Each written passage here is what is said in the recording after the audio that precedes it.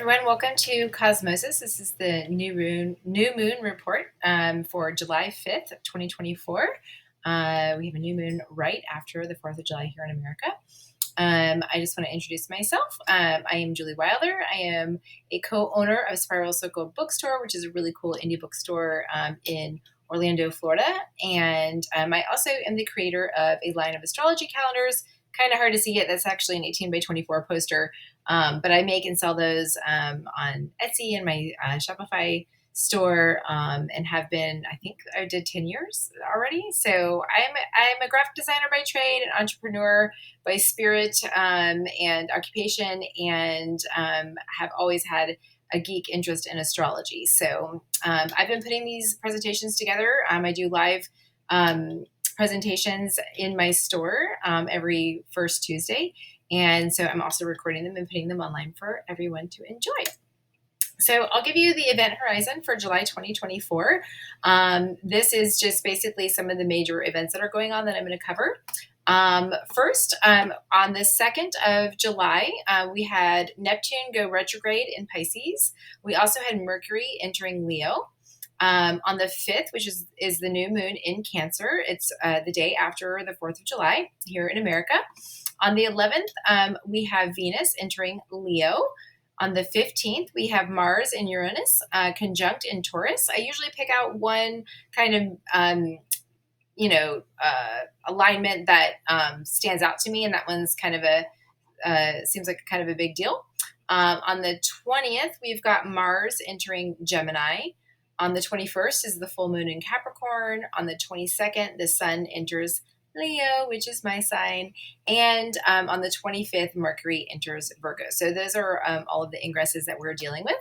And I will tell you, the way that I do my horoscopes is probably a little bit different than some of the people that you've seen. First of all, my chart is based on my visual design. That's why I created the calendars I created, because I'm a very visual person, and it was very hard for me to really make sense of all of the data points without having it color coded and pretty and organized. So I've got things that are set up a little bit differently, and also the way that I do my my horoscope readings is I look at a snapshot of the new moon and the chart for that day. And then I kind of talk about that in context of some larger trends. I'm also very interested in what's called mundane astrology. So what I am particularly interested is how the astrology is affecting culture and the collective. So you'll see a lot of stuff, especially right now here in America in particular. Politics is top of the conversation because it's an election year, and we just had our first debate. So, and lots of stuff going on in the Supreme Court as well. Very interesting times that we're living in. So that's what I do, is I'm going to look at where every planet is in the chart.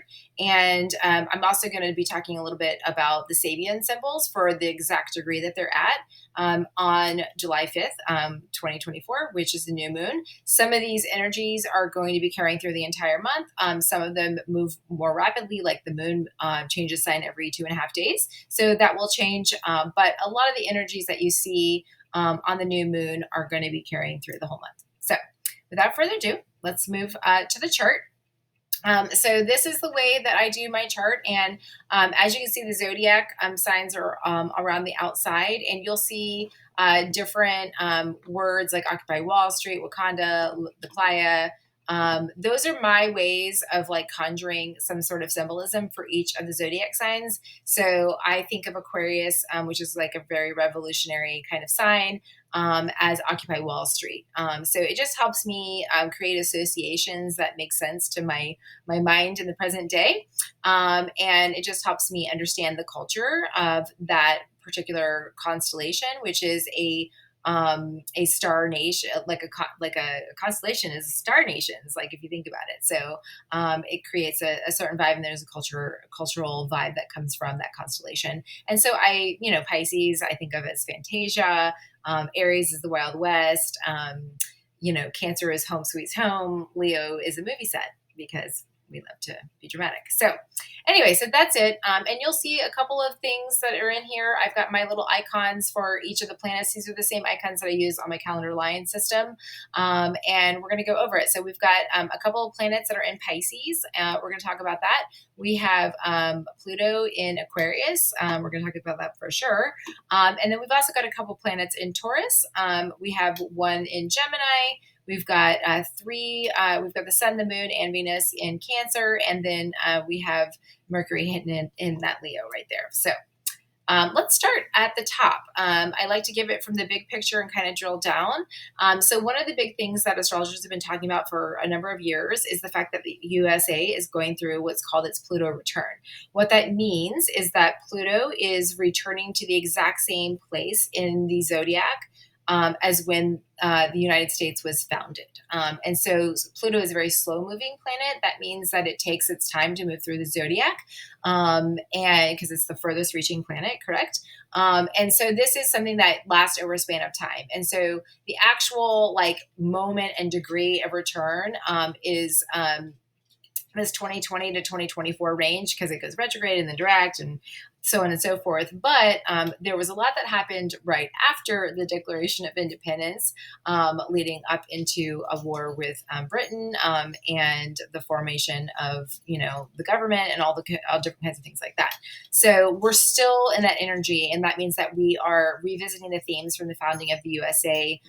That's why you have seen things like the Tea Party that has come up in the last little bit here. This time frame of the U.S. A Pluto return is also seen in the Capitol insurrection.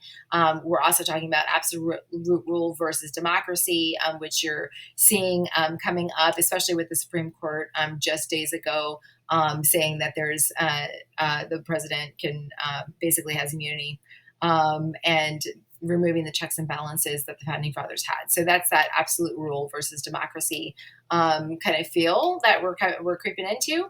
And so this USA Pluto return is kind of a big deal. And astrologers are looking at this, pretty hard for the next, the USA's chart in general for the next 20 years is very interesting.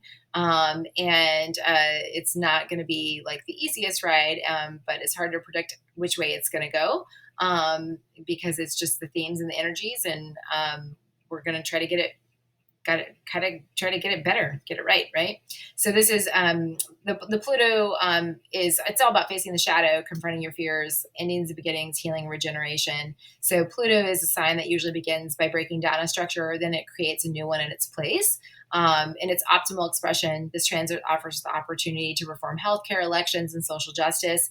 These structures are clearly breaking down now, and the hope is that we can build something new from the ashes. So that is a big thing that's going on for a while. We're in the energy of that founding space. So I'll just kind of give you the timeline of what Pluto has been doing just to put things in context. So Pluto was entered Capricorn in 2008. You'll remember President Obama was elected then. Then it went into Aquarius in March of 2023. So it stayed in Capricorn for a good long while, right?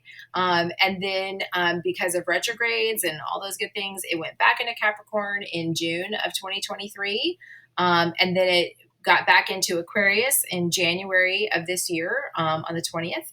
And that's kind of the energy we're in right now. We're back in this Aquarius energy. So this is a lot of people think this is like the dawning of the age of Aquarius. This is when Pluto gets into Aquarius. This is when that happens.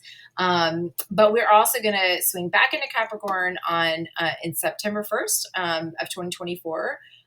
Which is right before the U.S. election. I've got the red, white, and blue stars right here.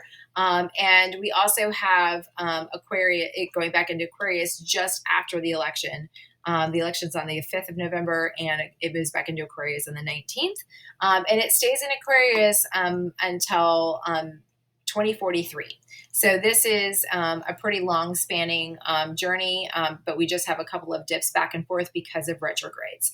So I'm not going to read everything on all these like kind of smaller slides that you see here, but these are from my calendar system. And what it is I try to give it, think of them like flashcards to give you a little bit of an energetic beat. Like, here's the character of Pluto, and what it's about. The archetype is the superhero. The question is, what is my deepest desire? It's about transformation. It's about empowerment. It's about getting to the deep truth of things. And sometimes it can be a harrowing process, right?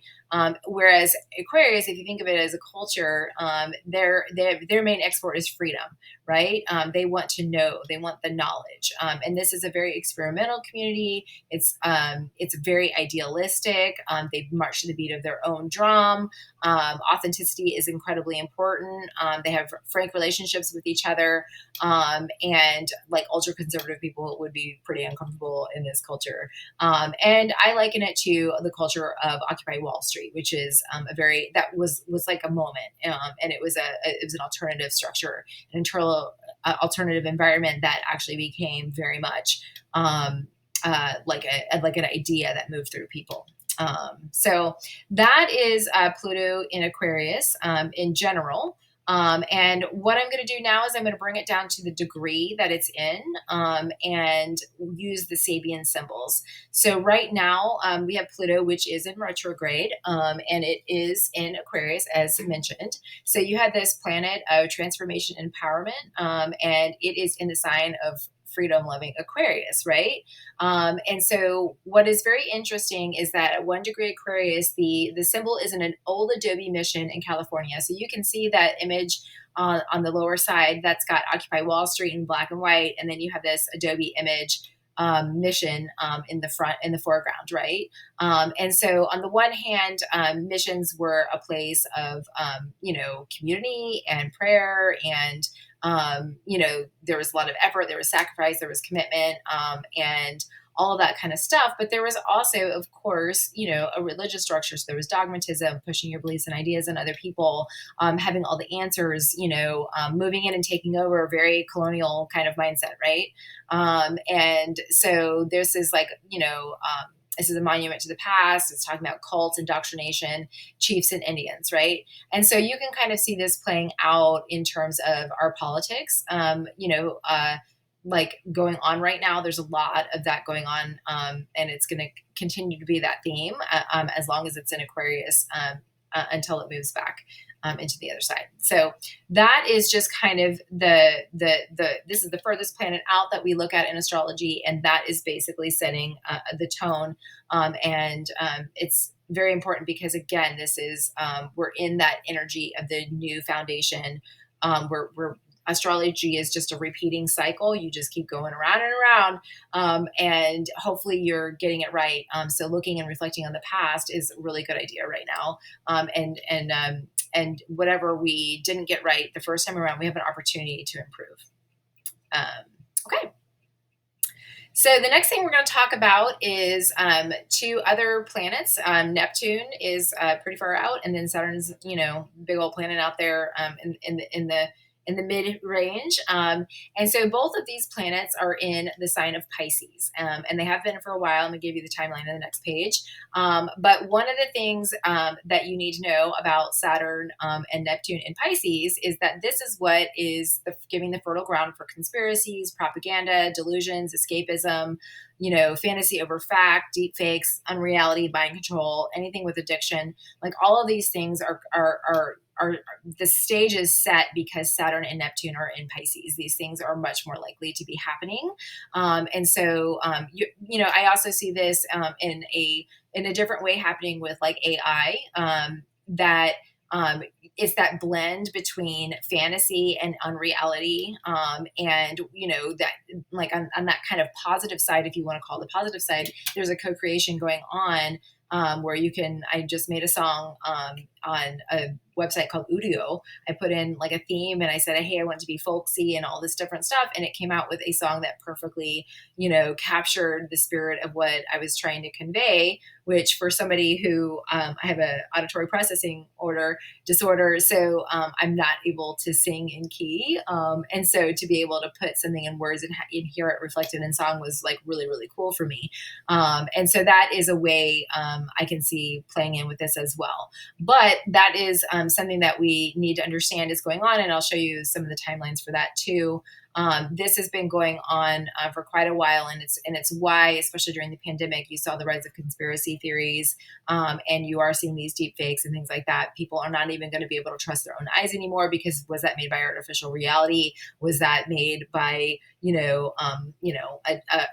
a foreign nation that is trying to take over our government in nefarious ways? We don't know we don't know what is. A lot of us don't even know what is real anymore, and so. Yeah, so that's where that's coming from. Just so you know, these things have been going on for a while. So give you kind of the little timeline of what Saturn is up to at the top. It was in Pisces since March of 2023. It moved into Aries in 2025, or it's going to move into Aries, sorry, in 2025. In what is that, May? In a year from now. Yep, May, a little bit less than a year. So it'll move into Aries. And then it will move back into Pisces because it goes retrograde in August. And then the following year in February, it'll move back into Aries, and then it will stay there until it goes into Taurus in 28. So Saturn stays in a sign roughly for like 2 years, give or take a little bit, based on what kind of retrogrades might be hitting it, and kind of making its visit stay a little bit longer. Whereas Neptune, as you can see, it's in Pisces right now. It entered Pisces in June of 2023 last year. So you have Saturn entering Pisces in March of 2023, and then 3 months later, Pisces joined it. Neptune joined it in Pisces. And so they have both been in Pisces since last June, a year. You'll see that they're both basically going to move into Aries, which is the next sign in the zodiac. Neptune moves in March, and then Saturn moves in a couple of months behind that, right? So this also does the dance. It goes back into Pisces when it's retrograding, and then it finally moves into Aries in 2026, and it's going to stay there for a little while. So I just wanted to give you just that kind of timeline, because it's important to understand some of these planets, their themes and their vibrations affect us over a span of time, and it's not like a quick thing. These are like long-term things that span the energy spans for a while. So Pisces is their main export is spirituality. But it's also a very it's the dreamlike state. It's that liminal space. It is imagination. It is fantasy world. It is it's a very sensitive. It's a water sign, so it's very sensitive. If you're not into diving deep, if you're not into like being in that willy-nilly, I mean, this really. Pisces, a lot of times Pisces can be associated with escapism and drug use, because they're trying to, explore the balance of their mind and perception. And so that is, there's a so-called positive and negative side to everything, or a shadow side, if you will. It doesn't mean like Pisces are all bad or anything like that. It just means that that's kind of like what themes it plays with. So Neptune, I will say, loves to be in Pisces. Neptune is a very like Piscean kind of planet itself. And Saturn, not so much. Saturn is like the stern uncle. He's like the challenger. He's kind of like the army general, and you can imagine he does not like to be swimming with the fish. He probably likes solid ground, but that is where you're going to see a lot of this dictatorship kind of energy is coming in, and the way that they're doing it is through delusion, smoke and mirrors, propaganda, things like that. That's the way Saturn would act inside of Pisces. That's how it would know how to manipulate an environment. So let's break it down again to the degree that they're at. And this is going to be as of July 1st, which is the new moon. or not July 1st, I'm sorry, July 5th, which is the new moon. And so basically Saturn, which is, again, it's over discipline and satisfaction. It's also all about reality, right? And so it's paired in Pisces, which is, the more fantasy oriented spiritual planet. It is retrograde. Both Saturn and Neptune are retrograde right now. So right now, though, Saturn is going to be at 19 degrees of Pisces, and that is the Sabian symbol for a master instructing their disciple. Okay, so this is already set up as an unequal footing. So there's a master and a student, right? So there's already a power dynamic at play there, and so this is typically the teacher knows that it can learn a lot from the student, and the student knows it can learn a lot from the teacher. And so this is a time of looking at those dynamics, being able to give and to receive, listening and learning, knowledge and wisdom, knowing what questions to ask, knowing when to study and to read up. Especially as we're dealing with political stuff, this is like looking at the history from before, and really not taking like the fast sound bites that you're hearing, but like actually doing some research into credible resources. But then on the what they call the shadow side of this combination, you've got dogmatic instruction, talking down others, having a know-it-all attitude, manipulating for personal agenda, one-eyed attitudes, and unbending intellect. So we're going to be seeing a lot of that. I mean, that's been kind of what's going on. And so that is, that's Saturn in Pisces at 19 degrees. Now we have Neptune, which is at 29 degrees of Pisces. That's towards the end of Pisces. And this is the Sabian symbol for light breaking into many colors as it passes through a prism, right? So this shows us analyzing things, considering and drawing conclusions from available data, being perceptive of colors, auras, light, breaking situations down into like small components so you can see the big picture, right? And so this can lead to greater understandings of relationships between the whole and all of the different parts. But you want to be careful not to overanalyze, because that can get too much to you. You need to lend on your intuition as well, right? And so this is like considering many facets of a situation, which is really, really positive. But on the other side of it, the shadow side, this can be being locked into a set of parameters, over analyzing, of course, being blinded by ambition, diffracted personalities, mirages, using instruments yet not seeing things as they are. So that would be like, again, seeing the AI manipulating things, or even the mass media manipulating things, right? And so, and that's interesting because, like, as I'm doing this, we just had the first debate, and we had Trump and Biden, not giving a good showing for either of them, honestly. And so it's got people really, really concerned. And so will they be blinded by ambition and continue forward, or will one or both of them back out and make the way for other people, or are they going to move forward? That is to be told. So taking the energies of both of those planets together at those degrees, new moon, Saturn, and Neptune and Pisces energy is basically like this. You've got the lights and the glitz and the media, and you've got, the master, if you will, talking to his disciples. And so that would be how I'm putting Trump up here, but, Biden is doing the same thing, just coming from a different energy.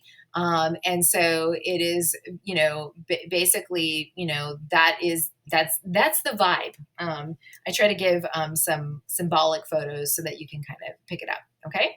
So that is, I'm just going to go back here. That is Saturn and Neptune in Pisces. And now we're going to move over to Taurus. And Taurus, most of you know, is the bull. Their export is the fruit of the earth.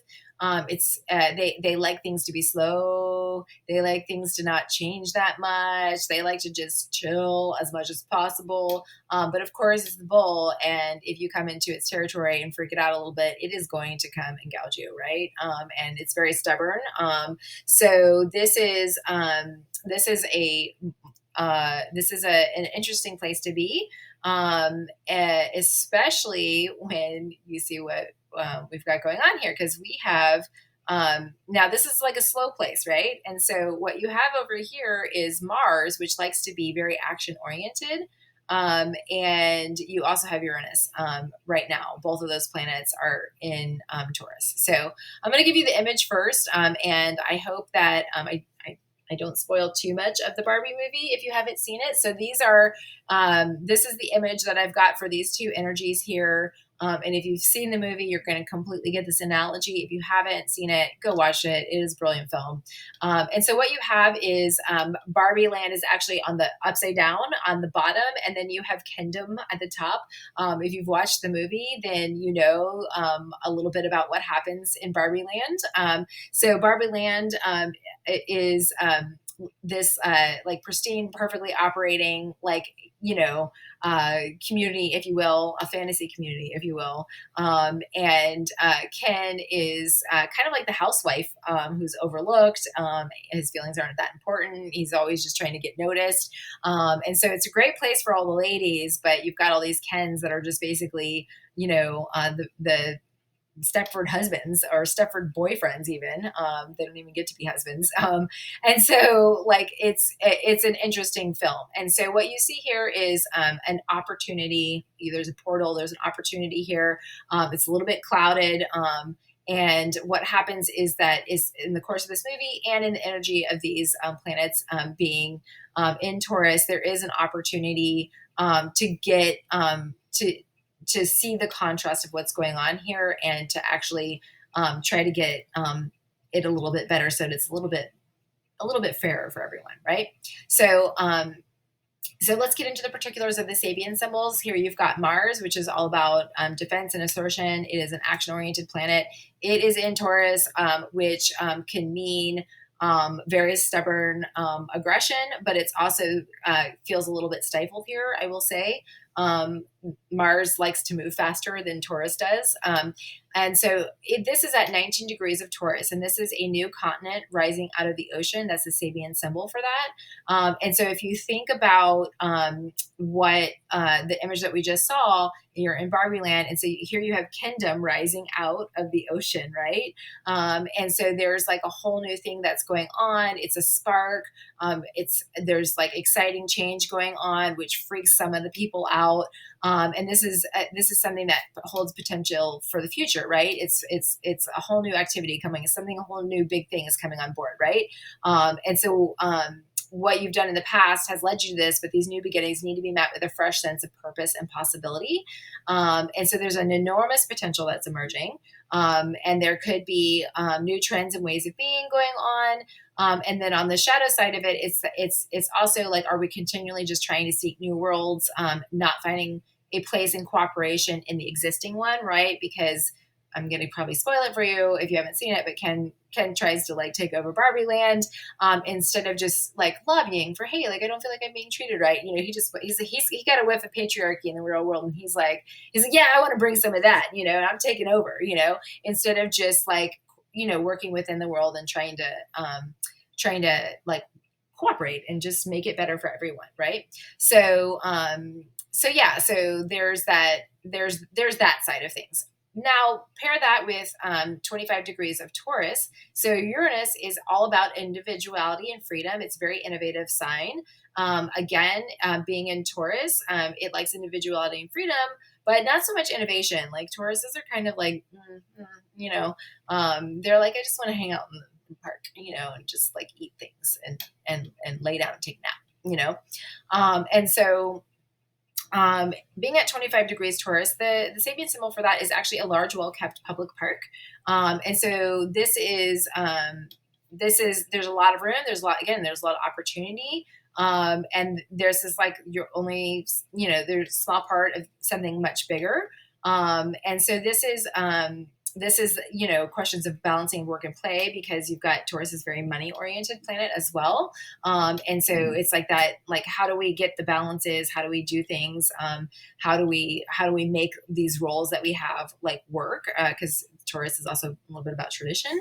And so those are really good things to put in. So paying attention to your appearance, and, people living in peace, people talking on the streets, gardening, those are, doing maintenance work in your yard, things like that.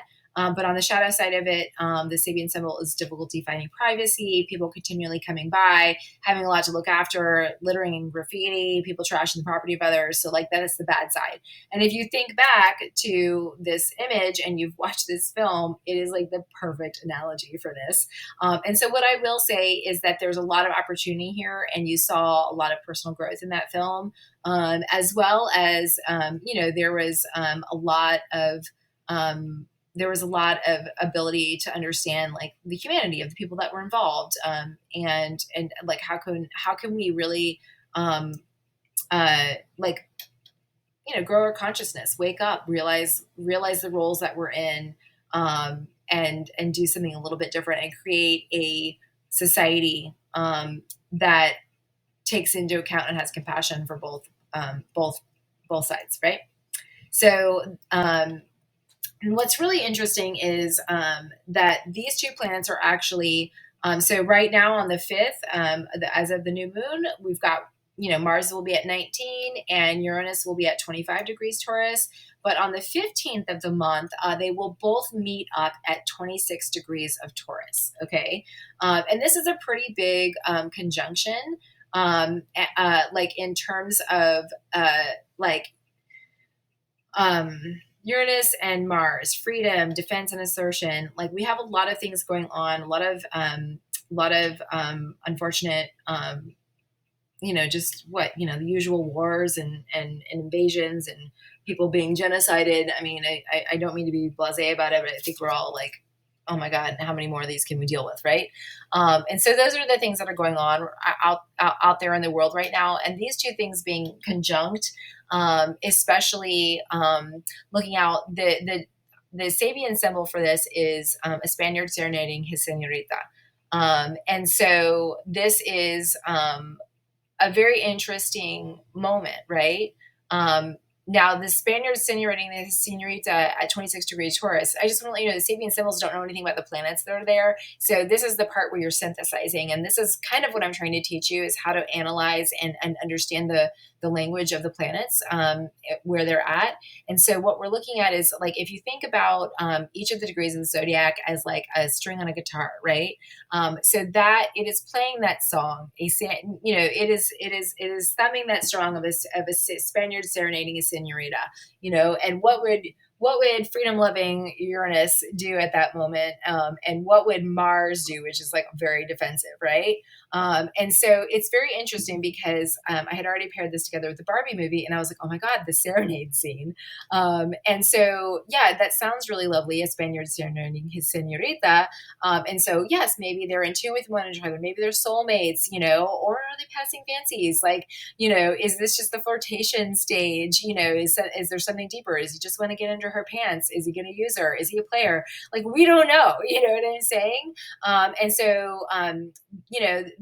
so on the other side, that defensive and all this, not believing the message is being given, thinking this is an insincere charade, not feeling like you're listened to, spinning tails to get a response, making things up to get a response. So this is a very interesting, scene in the movie that actually kind of illustrates what the energy might be about. So you're going to have maybe some sweet talking words that are on around you, but there is like, I'm not so sure about that, or I see through your guys, like all of the different things that are going on with that. So that's happening mid-month, and it will be very interesting to just kind of watch that energy. And that when I'm talking to you about these things, that's what I just kind of want you to file these things away and then just watch what happens, and like see if you see correlations in your own personal life, in the larger collective, because that's why I'm interested in astrology. I've been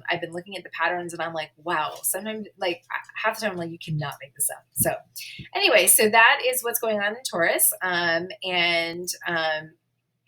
we're going to move on to Gemini right now. I will say that what's going on in Gemini right now, we just got one planet there, and that is Jupiter. Jupiter has been there.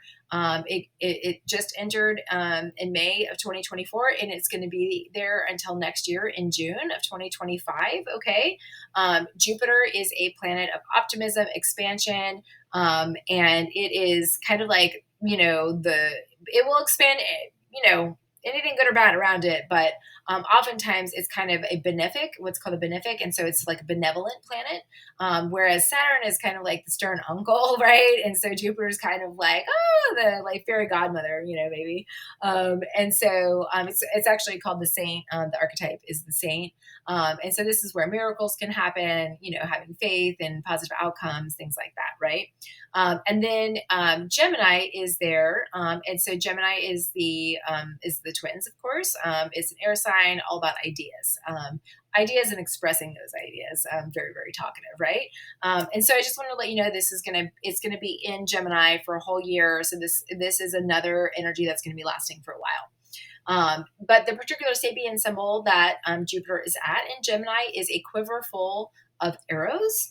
And so this is actually a sign that, or a symbol, a degree that is actually asking for you maybe not to talk so much, which might be challenging for the Gemini. So this is an interesting energy to be at, because it is saying to make a strategy. It's not actually, it's a quiver full of arrows. It's not an arrow being drawn and like pointed. It is somebody that is got a quiver full of arrows. It's all about being prepared. It is about making a strategy. It is being armed and ready, getting to the point, accuracy and strength, sending a message true and clear. So skills and confidence, right? And so that is, not being overly flowy, being direct and to the point. And that is the kind of communication that is going to be very helpful at this time, right? And so the downside of that, and I'm thinking about the debates as I'm talking about this, right?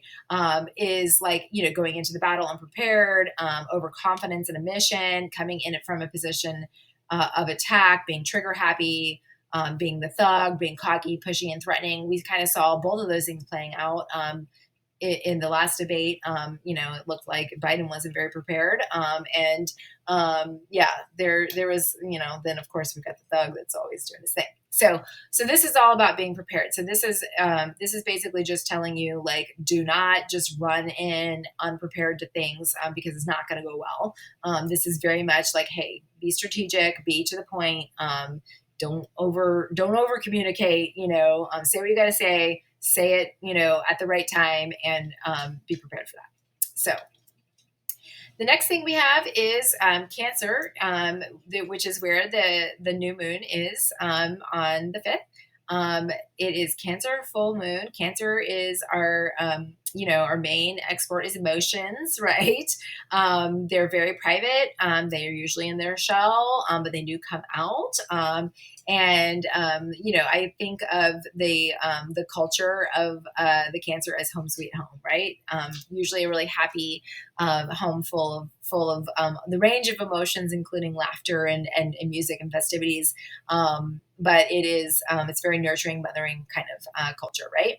So in Cancer, we have three bodies. I won't say planets because the moon is not a planet. And the sun is not. The sun is the sun, right? So we have the sun in Cancer. We also have the moon in Cancer, and they're both at 19 degrees of Cancer. You will find the sun and the moon together every new moon, because that's what creates a new moon. And so the Sabian symbol for this is a priest performing a marriage ceremony. And so this is basically talking about the need to bring people together and to help you for the purpose of growth, right? And so this can happen in your personal relationships. This is taking like intention, right, around a commitment to whatever the relationships are in your world. Obviously, it can be romantic, but like if we think about this in terms of like the bigger picture in terms of politics and things like that, what are those commitments looking like, right? And so like that can be like if we're reflecting back because we're thinking about this Pluto energy of the Pluto return, that could be like the Declaration of Independence. It could be the Constitution. It could be any of those kind of agreements that have come together with intentionality. It can also be signify the need to be voting, right? Because that's another way to create a commitment, right? And so this is expressions of loyalty, sacred vows, those levels of commitments, like, deciding who you're going to vote for, right? And so this is also, on the shadow side of it, this would be rigidly following established rules at the expense of ways that have greater personal relevance, forcing people together, bondage to societal expectations, right? So we don't want to be getting into that space so much, right? So that's very interesting. And that will be a brief, just so you know, this is going to be a brief energy because the moon and the sun move really fast through the zodiac. So this is not going to last the entire month. This is going to last for a couple of days. And then we move on from this energy. But we will probably be in this energy pretty good on July 4th. Also in Cancer is Venus. Now, Venus is the planet of partnerships and beauty. It rules the heart. And it is in Cancer, where emotions are big and feelings are important, right? And so I thought this is a very interesting Sabian symbol for this to be at. It's at 22 degrees of Cancer, and it's a young person awaiting a sailboat. Now, I actually misread this, and I thought it was like a young person on a sailboat. And I decided not to change the imagery once I figured it out because it was just so fitting. This is a symbol of someone who feels that there's a strong sense that there is an ideal that will come if you just wait long enough, right? The waiting itself is can be pleasurable. It's anticipation, but it's also important not to become dependent on unreliable expectations. So if you're constantly looking out, then you're not giving enough time to looking back or inward at the things you already possess or have ready access to, right? And also, how long are you prepared to wait in the dock for your ship to come in? And so, or are you even waiting in the right place? And so I've got, I don't know if you can tell, but I added the Statue of Liberty on the horizon, just keeping with this political theme that we have going on. And to me, this is this is very much I know a lot of people are like, oh my God, I'm waiting, we live in America. This is democracy. The Supreme Court just took away any kind of accountability from the presidency. What is even going on with our democracy? We thought that this was, the greatest democracy on the planet. And here we are going, is this the best that we can do? And it's very much this idea of people sitting on the sidelines and waiting and not actually being active because they think, okay, well, it's just going to come one day. So sorry about the dogs. Honey, it's okay. It's just fireworks. July's coming, right? And so, so that's just very much escapist, right? Fantasies, waste of time. Then this is Venus, so this could also, hey, I am trying to talk here, Jojo. Please, be polite. Sorry about that. And so, so this could be impartial. Are you just waiting for your partner to change? Are you waiting for that ideal person to come in? And you're thinking about them. Are you longing after a past romance? And it's, keeping you from what's maybe right in front of you or something like that. So that there's that longing for fulfillment. That if you look at the shadow side, longing for fulfillment that will never come, and hoping things that one day will just happen without you having to do anything. So you can miss some opportunities through emotional inaction. And especially, when I'm thinking about the partnership we all have with each other, are we missing out on opportunities because we're just waiting for somebody else to do it, right? So I kind of take this energy and just think about registering to vote. I'm thinking about the Supreme Court. I'm thinking about the Declaration of Independence, and this need to recognize that we're just kind of in this kind of, we're exhausted. We went through a pandemic. We've been through Trump. We've been through all of these different things that are going on, and we just don't even want the Supreme Court just took away the any kind of penalties for the president, and we're all just another day in America. But really, that was the end of checks and balances. It was a big deal, right? And so we need to just not be so escapist is what I'm trying to say. Get your register, call the young people that you know, make sure they're registered to vote. One of the things that occurred to me as I was thinking about the energy of being in this Kingdom Barbie land area, right?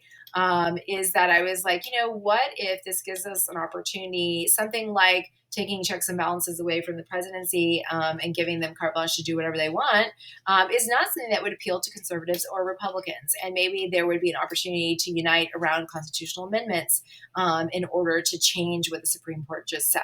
So that is, where I see the optimism that can come in is we have a lot of brilliant people in place in the country, in business, also in government, and around the world. And so, there's a lot of bad people bad actors in place too, but there's a lot of brilliant people in place as well. And so, just making sure that we don't escape too much, that we're gonna miss the deadline to vote, or to register to vote, right?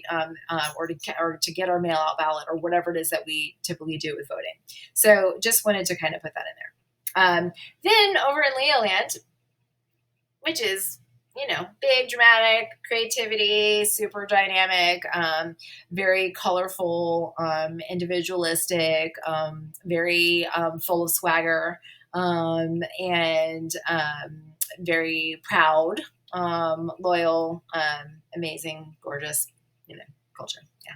Can you tell me, Leo? Over here we have Mercury moving into Leo. And it is at the degree of 5 degrees. That's a Sabian symbol, which is rock formations towering over a deep canyon. So I put this image because Mercury is very much about thoughts and communication, and I think about usually the big city, and with that, and so this is this symbol is all about leaps of faith, right?